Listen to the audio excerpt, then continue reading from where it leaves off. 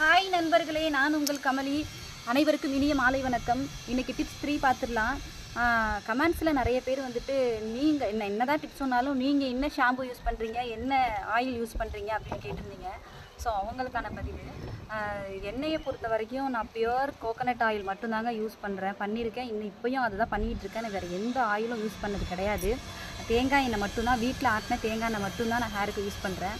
அப்புறம் ஷாம்புவை பொறுத்த வரைக்கும் எந்த ஸ்பெஷலான இல்லை காஸ்ட்லியான விலையுயர்ந்த ஷாம்பு எதுவுமே யூஸ் பண்ணல. சாதாரணமாக மார்க்கெட்டில் கிடைக்கக்கூடிய ₹2 ஷாம்பு தான் யூஸ் பண்ணுறேன். என்னோடய ஹேர் லாங்காக இருக்கிறதுனால நான் ஒரு 4-5 ஷாம்பு யூஸ் பண்ணுவேன், அவ்வளோதான். மற்றபடி ஸ்பெஷலாக எந்த ஆயிலும் எந்த ஷாம்பும் என்னோடய ஹேருக்கு யூஸ் பண்ணல.